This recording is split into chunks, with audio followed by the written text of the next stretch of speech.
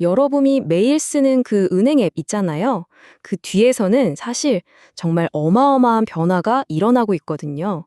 오늘은 한국 금융의 미래를 통째로 바꿀 수도 있는 아주 작지만 강력한 열쇠에 대한 이야기를 좀 해볼까 합니다. 바로 금융 클라우드를 둘러싼 규제가 어떻게 바뀌고 있는지에 대한 이야기죠. 혹시 이런 거 궁금해 본 적 없으세요? 아니, 왜 은행들은 그렇게 자꾸 클라우드로 시스템을 옮기려고 하는 걸까? 바로 이 질문에서 오늘 이야기는 시작됩니다. 사실 금융기관 입장에서 보면 클라우드는 거의 디지털 만능 도구 상자 같은 거예요. 예를 들어 명절이나 월급날처럼 사람들이 막 몰릴 때도 서버를 순식간에 늘려서 안정적으로 서비스를 할 수 있고요.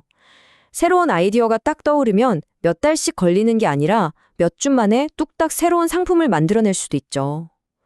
게다가 직접 비싼 장비를 살 필요 없이 쓴 만큼만 돈을 내니까 훨씬 경제적이잖아요. 그리고 무엇보다 중요한 건 요즘 가장 핫한 챗 GPT 같은 최신 AI 기술을 마음껏 활용할 수 있는 최고의 무대가 바로 이 클라우드라는 겁니다. 혁신을 위한 고속도로나 마찬가지인 셈이죠. 하지만 여러분, 금융의 세계는 결국 신뢰와 보안이라는 이 두 개의 거대한 기둥 위에 서 있는 거잖아요. 아무리 빠른 자동차를 만들어도 브레이크가 고장났다고 하면 아무도 안 타겠죠? 바로 이 지점에서 더 빨리를 외치는 혁신의 엔진과 절대 뚫리면 안 돼! 라고 하는 보안의 브레이크가 팽팽하게 맞서기 시작하는 겁니다. 자, 이제 이 얘기의 무대를 한국으로 한번 넘겨와 볼게요. 전 세계가 클라우드라는 고속도로를 쌩쌩 달리고 있을 때 왜 유독 한국 금융권은 좀 주저하는 모습을 보였을까요? 그 중심에는요, 과거에 있었던 대규모 해킹 사태 이후에 안전이 최우선이다 하면서 쌓아 올린 아주 견고한 규제의 벽이 있었습니다. 예전 규제의 핵심 철학을 딱 한마디로 요약하면 엄격한 디지털 격리라고 할 수 있어요.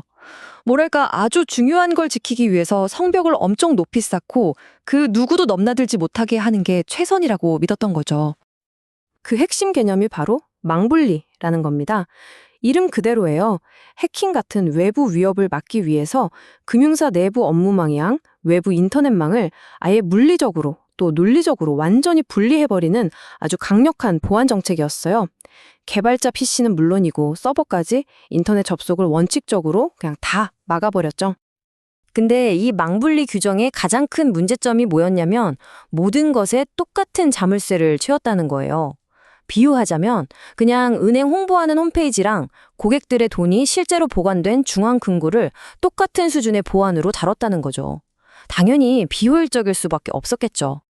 그런데 말이죠. 2024년 1월 마침내 그 견고했던 벽에 변화의 바람이 불기 시작합니다. 규제에 대한 생각이 근본적으로 바뀌는 훨씬 더 스마트한 규칙이 도입된 거예요. 드디어 금융혁신의 시계가 다시 제대로 움직이기 시작한 거죠. 변화의 핵심은 바로 이겁니다.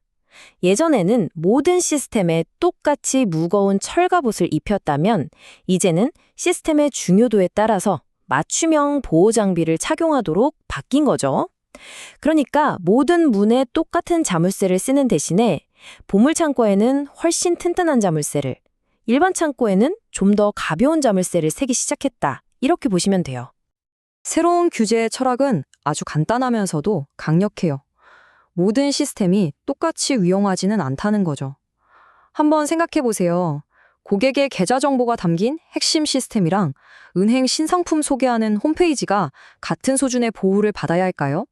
당연히 아니겠죠. 바로 그 상식적인 생각에서 이 모든 변화가 시작된 겁니다. 자, 그럼 이 스마트해진 규칙이 실제 현장에서 어떻게 마법을 부리는지 아주 구체적인 사례를 통해서 한번 파헤쳐 보겠습니다. 예를 들어서 금융사 홈페이지를 클라우드로 옮기는 과정을 한번 같이 따라가 볼까요? 자, 먼저 홈페이지 시스템을 중요하지 않은 업무로 분류합니다. 이 딱지 하나가 딱 붙는 순간 모든 게 빨라져요. 그렇게 까다롭던 안전성 평가 항목 수십 개가 그냥 사라지고요. 복잡한 계약서 조항도 덜어낼 수 있게 되죠. 그리고 가장 결정적인 변화, 예전처럼 하나하나 허락받는 사전 보고가 아니라 일단 서비스를 시작하고 나중에 보고하는 사후 보고로 바뀌었어요. 이건 출발선에서 총소리 기다릴 필요 없이 그냥 바로 달려나갈 수 있게 된 거나 마찬가지예요. 그리고 또 하나, 정말 판을 뒤흔드는 변화가 있습니다. 바로 개발자들이 정말 오랫동안 꿈꿔왔던 연구개발 목적의 인터넷 접속 허용입니다. 아니, 이게 뭐 그렇게 대단한 소식이냐고요? 이게 왜 그렇게 중요하냐면요. 한번 상상해 보세요. 최고의 요리사한테 인터넷 없이 새로운 레시피를 개발하라고 하는 거랑 똑같았어요. 이전까지 개발자들은 최신 기술이나 오픈소스 도구를 쓰려면 인터넷이 안 되는 내부망에서 따로 자료를 다운받아서 옮겨오는 진짜 번거로운 과정을 거쳐야 했거든요. 하지만 이제 연구개발 시스템에 한해서 인터넷 고속도로가 열리면서 혁신을 가로막던 가장 큰 장벽 하나가 마침내 무너진 겁니다. 자, 지금까지 바뀐 규칙들을 쭉 살펴봤는데요. 그럼 이 몇 줄의 규정 변화가 대체 왜 우리 모두의 금융생활에 중요한 영향을 미친다는 걸까요? 지금부터 그 거대한 나비 효과에 대해서 이야기해 보겠습니다. 가장 눈에 띄는 변화는 바로 속도입니다. 이전에는 아이디어 하나를 서비스로 내놓기까지 사전 승인이다, 수십 개 평가 항목이다 해서 수많은 허들을 넘어야 했거든요. 근데 이제 그 과정이 극적으로 짧아진 거죠. 비유하자면 험난한 산길을 넘어가던 여정이 이제는 잘 닦인 고속도로를 쌩쌩 달리는 것처럼 바뀐 겁니다. 이 모든 변화가 결국 우리에게 어떤 의미가 있을까요? 첫째, 더 빠르고 민첩한 핀테크 기업들이 막 등장해서 더 치열하게 경쟁할 거고요. 그럼 우리한테는 더 좋은 서비스가 제공되겠죠. 둘째, 우리가 매일 쓰는 은행 앱의 새로운 기능 업데이트가 훨씬 빨라질 겁니다. 그리고 마지막으로 AI가 내 자산을 관리해주거나 나한테 딱 맞는 대출 상품을 추천해주는 그런 영화에서나 보던 혁신적인 금융 서비스를 훨씬 더 빨리 만나볼 수 있게 된다는 뜻입니다. 결론적으로 이번 변화는 그냥 단순히 규칙 몇 개가 바뀐 게 아니에요. 이건 한국 디지털 금융이라는 거대한 엔진에 새로운 활력을 불어넣는 촉매제 같은 거고요.